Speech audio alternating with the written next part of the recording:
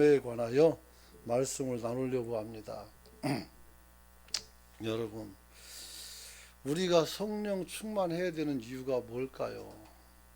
그것은 하나님께서 성령을 통해서 우리에게 자기 자신의 가장 온전하고 완전한 성품을 드러내 보이시기를 원하기 때문입니다.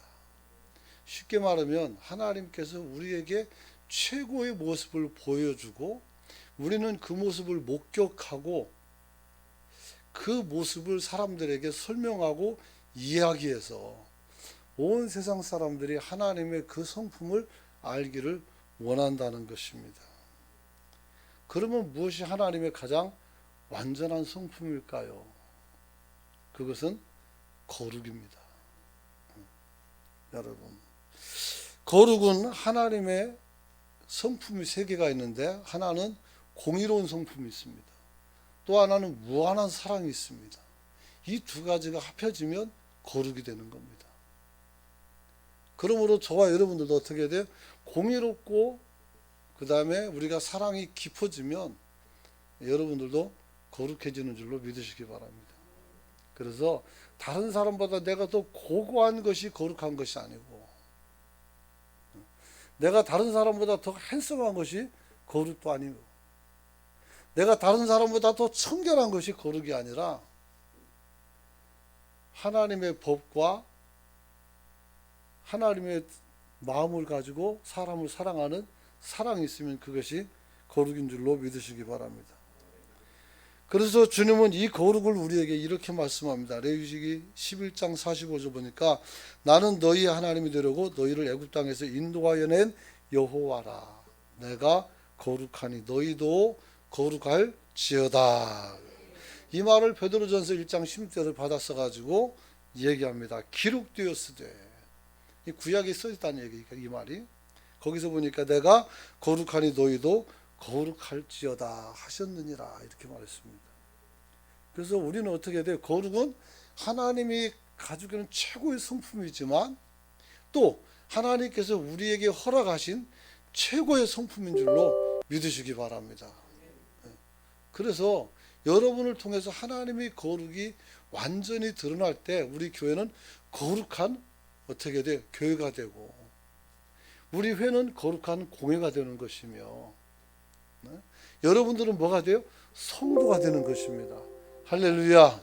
그래서 이 성자라는 거룩할 성자를 써요. 그러므로 우리가 거룩하지 않은데도 불구하고 어떻게 돼요?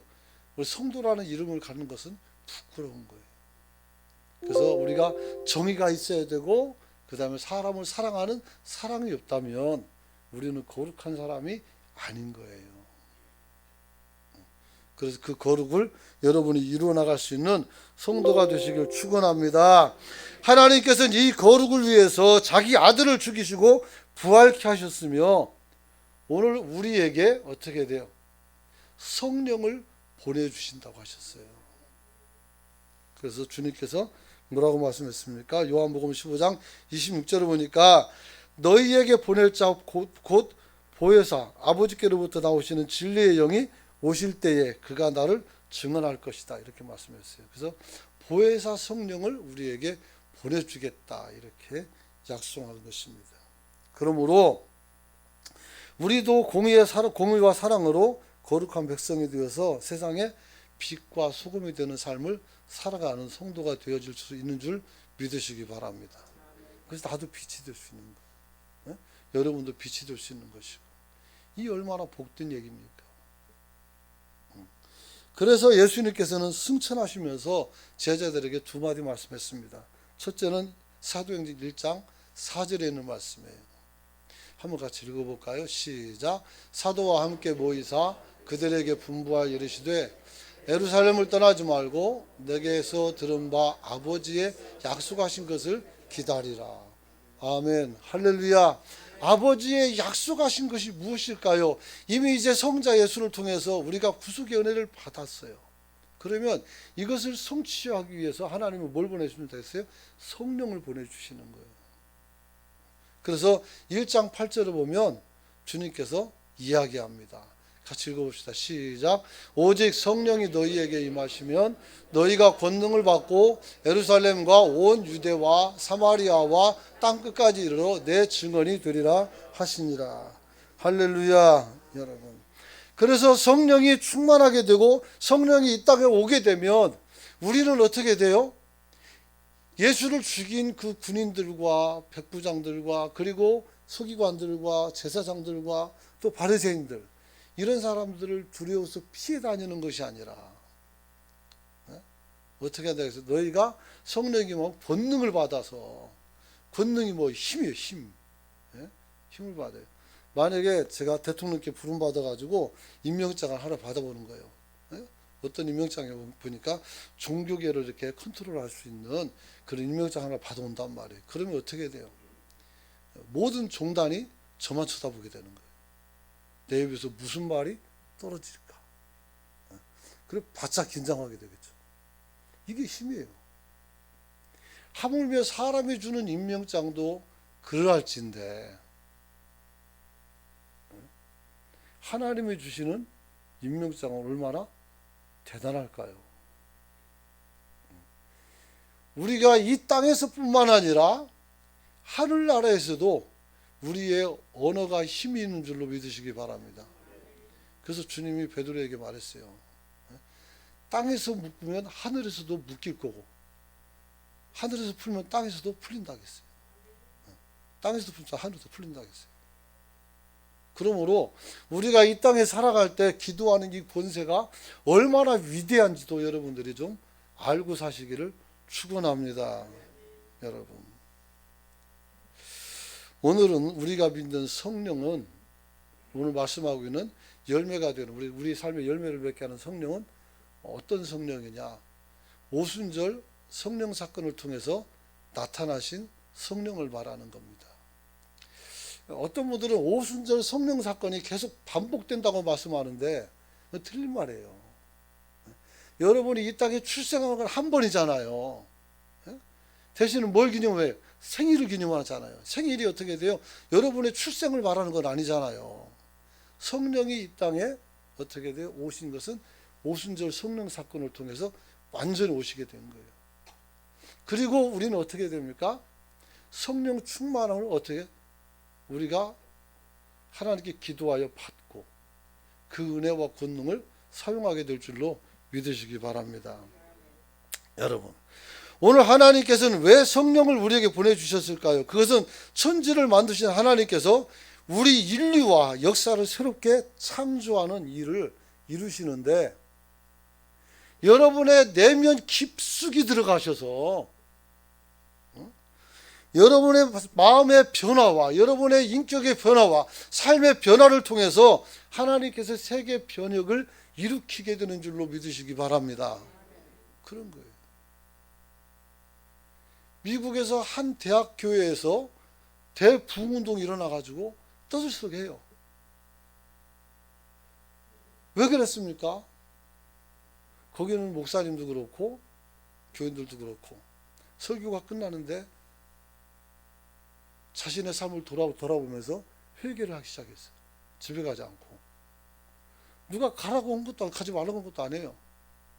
근데 그냥 갈 사람은 가고 몇 사람들이 남아서 회개하는데 하나님의 영이 강하게 임재했어요. 그래가지고 거기에서 어마어마한 역사들이 일어나서 세계 언론이 다 거기를 비추고 있었어요. 시골이고 대학 교회고 사람 별로 없어요. 하지만 거기서 일어난 역사는 오늘 많은 사람들의 영적 각성을 일으키게 되는 거죠. 옥스퍼드 대학에서 3명의 청년이 하나님께 기도합니다. 하나님, 우리가 하나님 앞에 성결하게 살기를 원합니다. 도와주세요.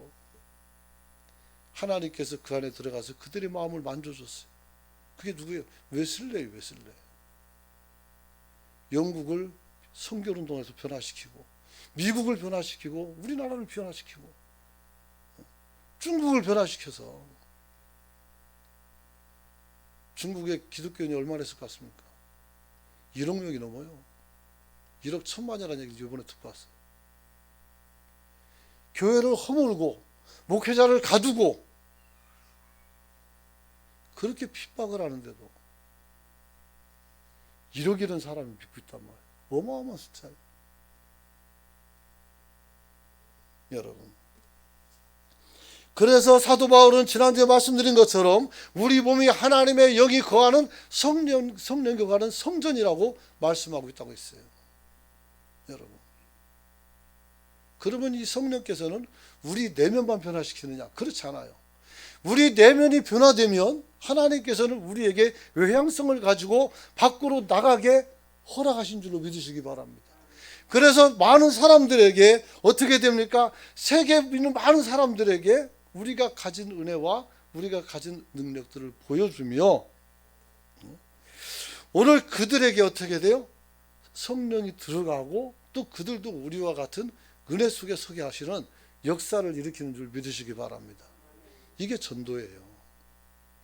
이게 전도는 사람을 교회로 데리고 오는 것이 아니라 그 사람에게 그리스도를 심겨주고 그 그리스도의 은혜를 알려주고 그리고 그 사람이 하나님을 믿게 하는 것이 전도라는 거예요. 그게 전도예요. 사랑하는 성도 여러분,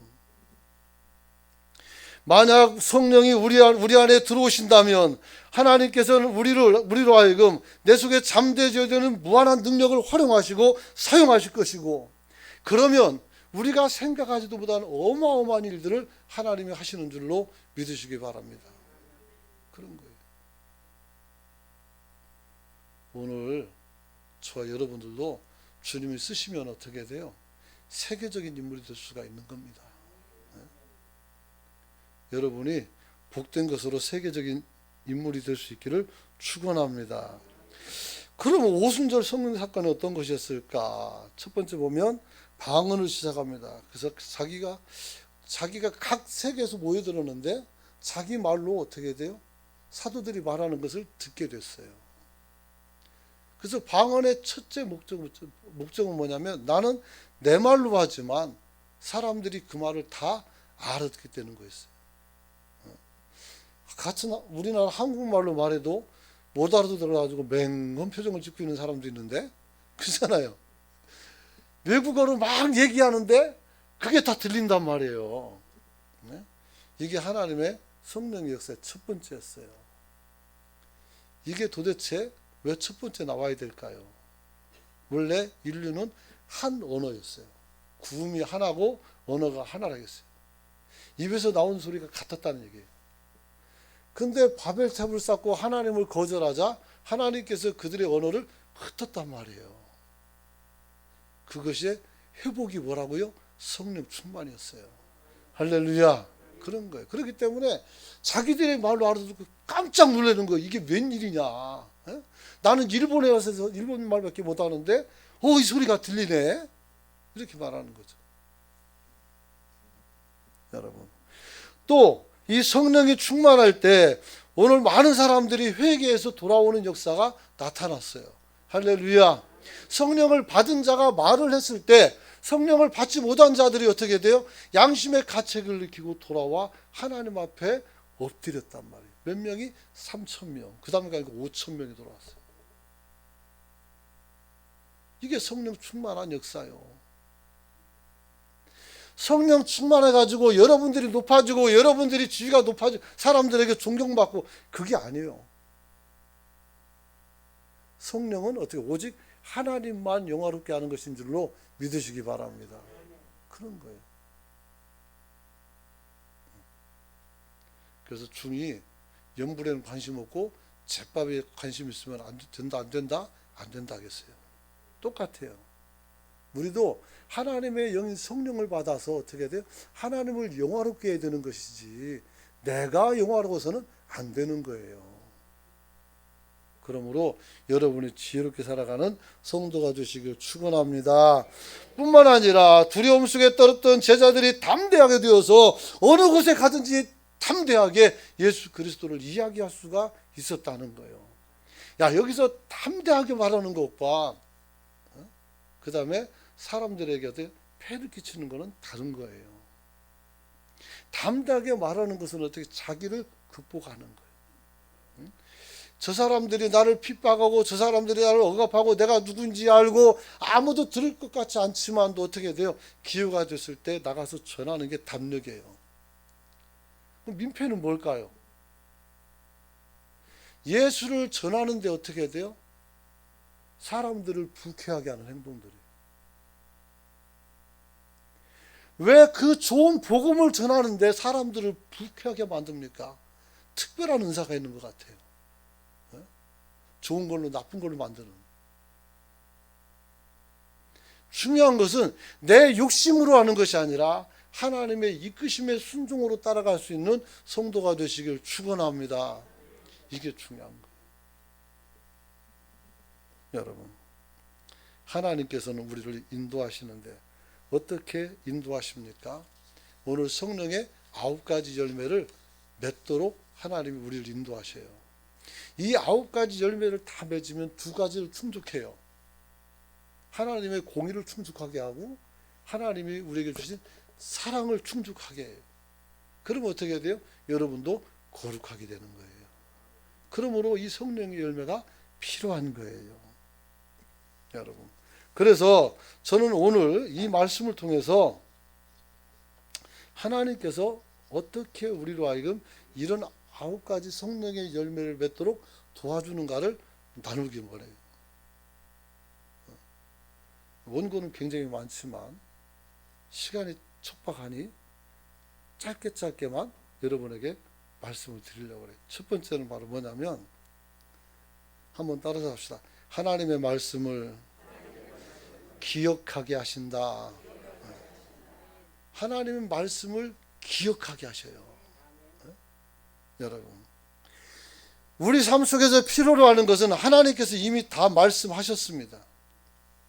그럼에도 불구하고 우리는 어떻게 돼요? 하늘에서 막 하나님의 손이 나타나서 막 글을 쓰기를 원하든지 아니면 특별한 어떤 은총을 기대한단 말이에요. 여러분, 그런데 어디에 다 써 있다고요? 성경에 이미 다 써 있었단 말이에요. 하늘에서 손이 나타나서 글을 쓴 역사가 있어요. 다니엘서에 나와 있습니다. 다니엘서 5장에 보면 왕이 이스라엘 백성들의 성전을, 다시 말하면 하나님의 성전에 서 있던 하나님께 예배하던 성물이 있어요. 잔도 있고 뭐 많이 있죠. 근데 이것을 꺼내다가 자기 술잔으로 삼아서 술을 마셨어요. 이것은 하나님을 영화롭게 하기 위해서 만든 거예요. 근데 이것을 가져다가 문무백반과 동으로 앉아가지고 술 파티를 벌인 거예요. 그때 공중에서 손이 딱 나타났어요. 다른 거 아니라 손만 나타났어요. 그리고 벽에다가 글을 썼어요. 글은 메네메네 데겔 우바라 신 딱 써놨단 말이에요. 이게 뭔 뜻인지 모르는 거예요. 그래서 다니엘을 불러다가 이 문장을 해석하니 내가 너를 저울에 달았더니 어떻게 돼요? 차고 넘친다는 거예요. 네 죄값이 차고 넘친다는 거예요. 그래서 하나님께서 그 왕을 죽이신단 말이에요. 여러분, 이런 기적이 아니라 하나님은 어떻게 돼요? 성경에다가 모든 말씀을 다 기록해 놨어요.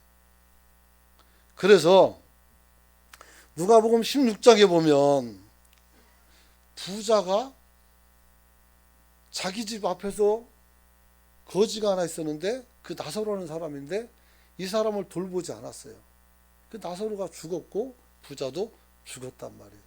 그래가지고 나사로는 천국에 있고 부자는 지옥에 떨어졌어요. 그때 이 부자가 처음에는 목이 마르니까 물 한 방울만 찍어서 내 혀끝을 서럽게 해달라고 부탁했지만 이게 안 돼요. 그래서 하나 부탁을 합니다. 저 나사로를 다시 살려서 우리 집에 가서 우리 형제들이 있으니까 내가 잘못 살아서 지옥에 와서 이렇게 고생하고 있으니 우리 형제들을 찾아가서 설득해서 여기 오지 않도록 해달라는 거예요. 그랬더니 아브라함이 뭐라고 말합니까? 누가복음 16장 31절에 보니까 이런 말이 있어요. 모세와 선지자들에게 듣지 않으면 비록 죽은 자 가운데 살아나는 자가 있을지라도 번함을 받지 않을 거다.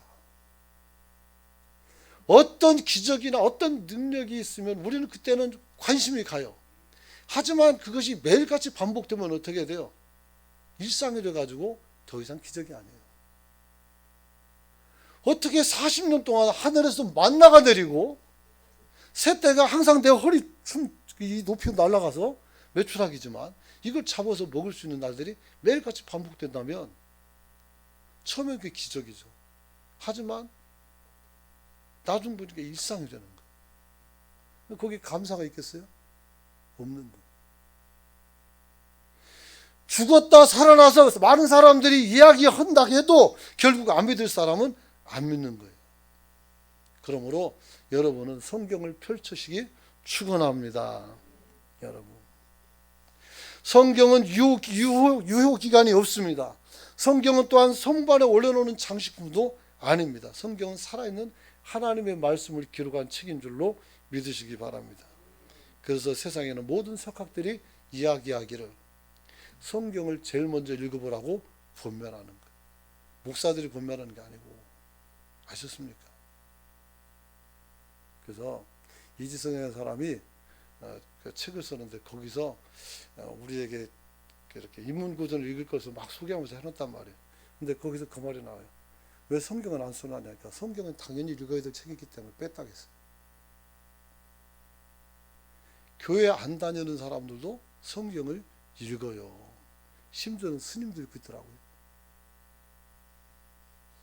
사랑하는 성도 여러분, 오늘 우리에게 하나님의 말씀은 살아 역사하시는 하나님 말씀인 줄로 믿으시기 바랍니다. 디모데후서 3장 15절 16절 같이 한번 읽어보도록 합니다. 시작.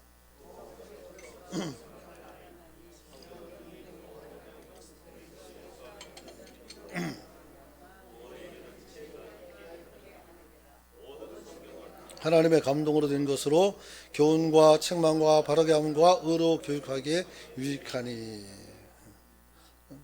오늘 주님께서 이 말씀은 뭐예요? 내가 쓸 말은 다 썼다. 그러니까 니네 이거 읽어보고 내 말 뜻을 이해하라 이 말이에요. 성경이 우리에게 오게 된 것은 어떻게 기적인 줄로 믿으시기 바랍니다. 첫째 기적이 뭡니까? 하나님께서 영감해서 34명이나 되는 사람들의 필사자들을 뽑아가지고 그들이 기록하게 했어요. 그리고 그때 성경이나 지금 성경이나 인쇄기술이 발달하지 않으니까 계속해서 썼거든요. 썼는데 똑같은 성경이라는 거. 글씨 한자도 안 틀렸어요. 어떻게 그럴 수가 있어요? 여러분 성경 필사해 보세요. 얼마나 많이 틀리는 거. 굉장히 많이 틀려요. 처음에는 깨끗이 적으려고 하죠. 하다 보면 어떻게 자꾸 틀려요. 그럼 쭉쭉 긋고 다시 써야 되고. 그런단 말이에요. 이게 얼마나 힘든지 몰라요. 이 사람들은 가로 글자, 세로 글자 해가지고 다 체크해가지고 글자 수가 안 맞으면 다시 썼어요. 그만큼 서기관들이 열심히 일했죠. 여러분. 그러므로 우리는 성경을 펼치면 얼마든지 하나님의 말씀 속에서 그 뜻을 발견할 수 있게 되는 줄 믿으시기 바랍니다. 근데 중요한 것은 이렇게 점치듯이 탁 펴가지고 그런 거 하지 말고, 예? 오늘은 무슨 말씀입니까? 탁 펴다가, 예? 유다가 목매달아 죽었다라면 어떻게 같이 죽을 거예요? 그 다시 보니까 너희도 그리하라 나온단 말이에요. 그러면 죽을 거예요?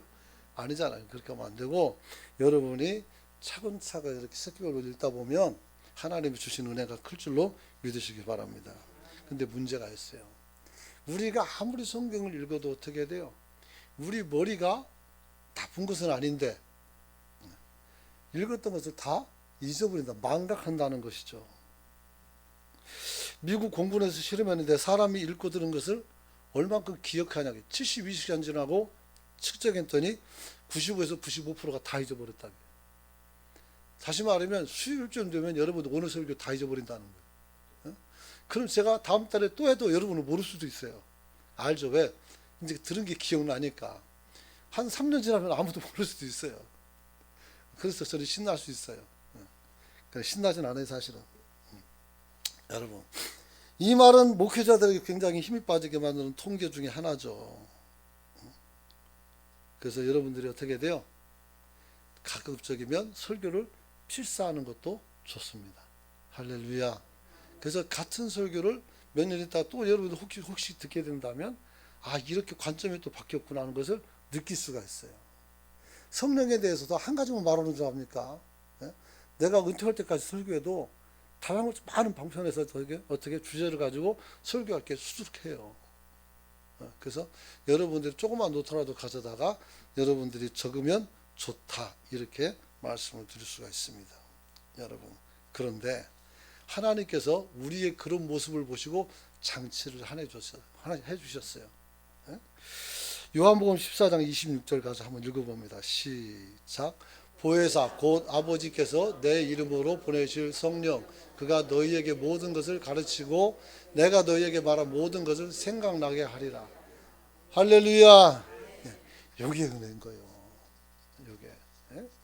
뭐 창세기 몇 장 몇 장에 막 이렇게 암송하는 사람도 있지만 그렇게까지는 아니라도 내가 어떤 어려움이 있을 때 그래 성경에 이런 말씀이 있었지 하고 이런 것이 떠오르게 되는 거예요. 그때 그 말씀 붙잡고 기도하고 힘을 얻고 우리가 일어나게 되는 줄로 믿으시기 바랍니다. 여러분, 오늘 주님께서 말씀합니다. 생각나게 하신다겠어요. 인간의 머리는 세상에는 어떤 컴퓨터보다 더 정확하고 명확하고 좋은 것입니다. 그걸 우리가 하지만 다 사용하지는 않아요. 왜? 우리의 삶의 폭이 그걸 다 사용할 만큼 어떻게 살지를 못하기 때문에 그런 거예요. 하지만 우리가 정말 절실할 때 하나님께서는 그 우리가 담아뒀던 이야기들이 기억나서 어떻게 돼요? 우리가 하나님 말씀을 붙잡고 일어나게 한다는 거예요. 여러분, 이것은 기적도 아니고 초인적인 역사도 아닙니다. 우리가 일상 속에서 매일 경험하는 일들 중에 하나인 거예요. 이건 특별한 얘기를 한 것이 아닙니다. 근데 왜 어떤 사람에게는 이런 일이 안 일어날까요? 한번 따라서 성경을 안 읽는다. 안 읽어서 그래요. 성경을 안 읽으니까 기억날 게 없죠. 안 그렇겠습니까? 성경을 읽어야 기억이 나지. 그러니까 안 읽은 사람은 주님 기억나게 해주세요. 그러면 어떻게 해요? 네가 뭐 한 게 있어야지. 담아놓은 게 있어야지 내가 꺼내주지. 그잖아요. 심지 않으면 거둘 수도 없습니다. 할렐루야. 그런 거예요. 그래서 여러분이 열심히 심어서 여러분이 기억할 수 있기를 축원합니다. 여러분, 두 번째는 성령님의 또 다른 인도하심은 어떻게 합니까? 우리에게 어떤 생각을 주십니다. 할렐루야. 그래요. 사단도 우리에게 어떤 생각을 줘요. 그리고 하나님도 우리에게 어떤 생각을 주신단 말이에요. 사단이 주는 생각은 유혹입니다. 유혹. 저기 남의 금덩어리인데 저거 들고 가 바로? 저거 가지면 야 집도 사고 차도 사고 좋을 건데 가지고 갈까? 그죠? 욕심이 있을 수 있단 말이에요. 근데 하나님이 주는 생각은 그런 생각이 아니란 말이에요. 그 사단이 주는 것을 유혹이라고 말하고 하나님이 주시는 생각을 한번 따라서 합시다. 영감. 영감. 그 영감은 영감 왜 불러? 그게 아니고 영적 감화력이 있단 말이에요. 그래서 영적 감화력을 우리에게 주셔서 우리가 생각나게 하는 거예요. 이게 금덩어리라도 이것은 그 사람에게 것이고 내 것이 아니라는 걸 알게 하고 어떻게 돼요? 내가 어떻게 하면 저것을 가질 수 있을까? 그러면서 어떻게 돼요? 우리가 선한 방법으로 일해서 우리가 그걸 사가지고 가질 수 있겠죠. 그러므로 하나님께서 선한 방법으로 저와 여러분을 인도하시는 줄로 믿으시기 바랍니다. 여러분, 하나님은 언제나 우리와 대화할 것을 요구합니다. 목사나 아니면 장로들만 기도하는 게 아니라 어린 아이들도 기도하면 하나님이 응답해 주실 줄로 믿으시기 바랍니다. 여러분, 그래요. 그래서 하나님께서는 어떻게 돼요? 우리를 사용하실 때에 어떻게 사용하면 우리에게 마음속에 어떤 생각을 불어넣게 해요. 제가 하나님의 소명을 받을 때가 중학교 2학년 때였어요. 미션 스쿨에 있었고 거기서 선교사들이 와서 설교를 막 했어요. 그 체프 시간이 있으니까 거기는 미션 스쿨이라서 근데 그때 굉장히 어떻게 제게 감동이 왔어요. 굉장한 가마력이 있어 감동이 와서 그때 당시 목사님이 설교를 다 하신 후에 물었어요. 혹여 여기서 목회자가 될 사람 있으면 일어나라 그랬어요. 3명이 일어났어요. 그 많은 애들 중에서 3명이 일어났어요. 임석빈이라는 친구였는데 그 친구는 감리교로 가고 저는 장로교로 갔어요. 한 친구는 별로 안 친해가지고 잘 몰라요. 학년도 다르고 잘 몰라요. 근데 중요한 것은 셋 중에서 내가 아는 거는 저까지 둘이 목회자가 됐고 지금도 목회를 하고 있죠. 여러분, 그때 주어진 생각이 뭐였는가 하면 나는 이 세상에 어렵고 아픈 사람을 돌아봐야 되겠다. 어렵고 아픈 사람들을 돌아봐야 되겠다. 저는 그 생각을 가졌어요. 그래서 사실은 이렇게 일반 목회를 꿈꾸지는 않았어요. 그냥 어려운 사람들을 돕고 이 사람들을 격려하고 이 사람들을 세워야지 이런 생각을 가지고 그래서 북한을 위해서 기도하는 북한 선교가 가서 막 잠 안 자고 기도하고 어려운 사람 도와주려고 애쓰고 나도 없지만 신학교 다니면서도 다른 친구들에게 밥을 사주고 저녁을 사주고 뭐 이렇게 하면서 도움을 주려고 막 노력했단 말이에요. 그런데 하나님께서는 저를 일반 목회로 끌어가셔서 계속 일반 목회를 하게 만들어요. 그래서 결국은 지금도 그렇게 여러분들을 섬길 수 있게 된 거예요. 근데 가만 보니까 세상 사람 누구든지 다 마찬가지예요. 다 아프고 다 힘들어요. 권력을 가져도 아프고 힘들고 권력이 없어도 아프고 힘들어요. 어떤 사람들은 말을 참 잘합니다. 저보다 훨씬 잘해요. 그런데 어떻게 자기 아픔을 치료하지 못해요. 안타깝죠. 그래서 어떻게 말씀을 가지고 만져주고 세워주고 일으키고 치료하고 이 일을 하는 거예요. 그래서 무조건 여러분들이 잘했다고 따뜻하게 품질 안 해요. 그렇다고 못했다고 맨날 혼내고 그건 안 해요. 중요한 것은 하나님의 실체를 말씀으로 풀어서 보여주고 여러분들이 여러분의 신앙과 믿음을 가지고 기도하고 그 은혜를 통해서 여러분들이 회복되기를 원하는 겁니다. 할렐루야. 은과 금은 내게 없지만 내게 있는 것으로 너에게 주노니 나사렛 예수의 이름으로 명하노니 일어나 걸으라 했을 때 안진뱅이가 일어난 거예요. 베드로가 무슨 힘이 있다고 그잖아요. 그거 할 수 없어요. 하지만 그렇잖아요. 하나님이 하도록 도와주시는 겁니다. 이제 우리는 하나님의 말씀에 귀를 기울여야 됩니다. 왜냐하면 욥기 33장 14절로 18절 보니까 하나님께서는 우리가 갈 길을 가르쳐 보여주시고 주목하고 훈계하시기를 원한다고 말씀했어요. 그래서 우리가 어떻게 돼요? 올바른 길을 가도록 도와줘요. 때로는 우리가 그 길을 가기 위해서 세상 말로 더 좋은 길도 내려놓을 수가 있어야 돼요. 그게 쉽지 않다는 거죠. 그래서 믿음으로 뭘 선택한다는 게 쉽지 않은 일이에요. 그래서 오늘 여러분들이 여러분 마음속에 감동으로 오시는 하나님의 음성을 여러분들이 붙잡고 여러분이 주님을 따르는 성도가 되시길 축원합니다. 마지막으로 성령님의 또 다른 인도하심은 한번 따라서 합시다. 성령의 열매로 우리 성품을 새롭게 하신다. 성령의 열매는 오늘 본문에 있으니까 그냥 읽으면 돼요. 그게 뭔지는 단어 뜻만 찾으면 돼요. 굳이 설교 안 해도 돼요. 중요한 건 우리가 이것을 어떻게 해야 돼요? 열매를 맺고 그리고 이것을 융합하여 우리가 살아가느냐가 중요한 거예요.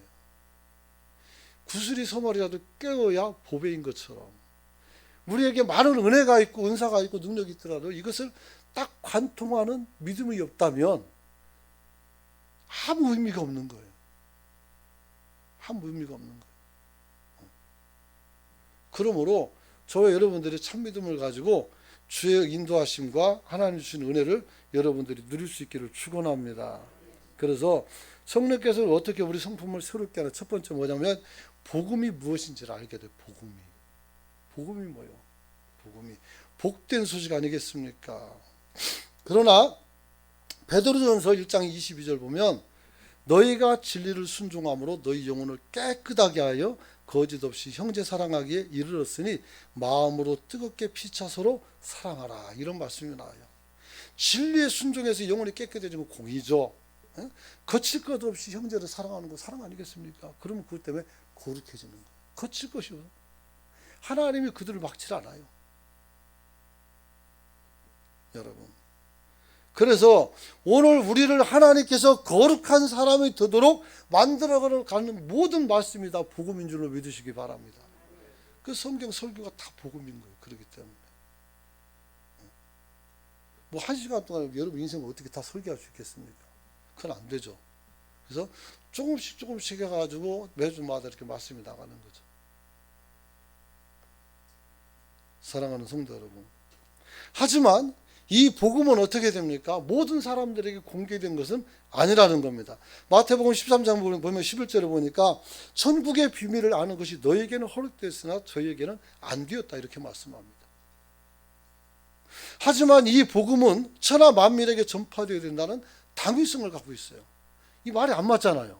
이쪽에다는 비밀로 해놓고 그 다음에 여기서는 어떻게 모든 사람이 다 안다고 그러고 말이 안 맞잖아요. 말이 안 맞는 것이 아니라 그것은 오늘 누가복음 8장 10절을 보니까 하나님 나라의 비밀을 아는 것이 너희에게 허락되었으나 다른 사람에겐 비유로 하나니 이는 저희가 보아도 보지 못하고 들어도 깨닫지 못하기 때문이라고 했어요. 그래서 그 대표적인 얘기가 어디 나오냐면 사도행전 19장에 나와요. 거기서 보면 바울이 하나님의 능력으로 놀라운 기적을 행합니다. 바울이 지나가는데 옷자락만 만져도 어떻게 돼요? 병이 치료가 돼요. 손수건을 갖다 주면 그거마저도 병이 치료가 되는 거예요. 그래 놀래가지고 사람들이 야 나도 그랬으면 좋겠다 하는 거죠. 누가? 마술사들이. 그래서 오늘 스게라는 사람이 어떻게 합니까? 오늘 바울이 했던 것처럼 사람들의 손을 잡고 아니면 무엇에 손을 대고 이렇게 말합니다. 주 예수의 이름을 불러서 말하는데 내가 바울이 전파하는 예수를 의지하여 너에게 명하노니 깨끗함을 받으라 그랬어요. 그랬더니 악귀가 대답을 합니다. 내가 예수도 알고 바울도 아는데 넌 누구냐? 이런. 얼마나 놀라겠어요. 너 누구냐? 이러는 거예요. 바울이 믿는 예수 필요 없어요. 내가 믿는 예수를 여러분이 놓고 기도할 수 있기를 축원합니다. 그런 거죠. 야, 우리 우지성 목사가 믿고 있는 예수로 내가 기도하오니 나음을 이금을지어다 그래요. 귀신이 나와서 너 누구야? 이럴 수도 있어요. 얼마나 부끄럽냐고요. 그래서 악기 들린 사람들이 어떻게 가장 있는 게 아니라 벌떡 일어나가지고 이 사람들을 덮어버렸어요. 눌렀단 말이에요. 그래가지고 놀래가지고 어떻게 됐어요? 상하여 벗은 몸으로 집에 도망했다 했어요. 다쳤다는 얘기죠. 그래서 몸이 상해가지고 뻘겋고 옷도 다 벗어서 도망갔다는 거예요. 이런 망신, 그런 망신이 어디 있어요? 그래서 여러분의 믿음으로 여러분이 살 수 있기를 축원합니다. 축원합니다. 왜 그럴까요? 복음은 믿어야 깨달을 수 있고 볼 수 있는 것이기 때문에 그렇습니다. 여러분, 알고 믿는가에 대한 여러 논쟁들이 있지만 분명히 성경은 믿음으로써 안다고 말했어요. 믿음이 먼저냐 알미 먼저냐? 믿음이 먼저예요. 물론 알고서 믿는 사람도 있어요. 그럴 수도 있지만 어쨌든 보면 믿게 되면 알게 되는 거예요. 그래서 여러분들이 주님 앞에 설 수 있기를 축원합니다. 그래서 로마서 10장 14절 보니까 그런즉 그들이 믿지 아니하는 자를 어찌 부르리요 듣지 못하는 자를 어찌 믿으리요 전파하는 자가 어찌 들으리요 이렇게 말합니다. 그리고 마지막으로 하나님께서 복음을 우리의 성품을 담아서 어떻게 해요? 우리를 변화시키는 줄 믿으시기 바랍니다. 그래서 복음은 하나님께서 나를 향하신 하나님의 사랑이 복음이에요. 개인의 성품은 어떻게 돼요? 하나님의 복음을 담는 그릇이란 말이에요. 그래서 복음을 내 마음속에 담음으로, 성품에 담음으로 어떻게 돼요? 우리가 하나님 앞에 변화되어서 여러 가지 열매를 맺으면서 살아가게 되는 줄로 믿으시기 바랍니다. 그러므로 저와 여러분들이 기억해야 될 것은 예수 그리스도를 닮아가는 성품은 저절로 형성되는 것이 아니라 우리가 하나님의 말씀을 붙들고 삶을 살아갈 때에 어느 순간 보면 얼굴도 변하고 몸도 변하고 생활도 변하고 다 변해서 여러분의 얼굴이 해처럼 밝아지는 역사가 일어날 줄로 믿으시기 바랍니다. 기도합시다. 어떻게 하면 우리가 성품을 새롭게 할 수 있을까요? 성령의 도우심을 통해서 가능합니다. 우리는 하나님 앞에서 우리에게 여러 가지 음성이 들릴 때 하나님의 음성을 선택할 수 있어야 됩니다. 하나님께서 우리를 성품에다가 하나님의 사랑, 복음을 담아주심에 하나님 앞에서 우리가 완전한 성품이 되어서 그리스도의 장성한 분량에 이르는 사람이 될 수도 있고 많은 사람들에게 영향을 끼칠 수가 있습니다. 오늘 세상은 누가 변화시킵니까? 바로 이런 사람들이 변화되는 시키는 것입니다. 오늘 내가 그런 사람이 되게 해달라고 여러분이 주의 치고 통성으로 기도합니다.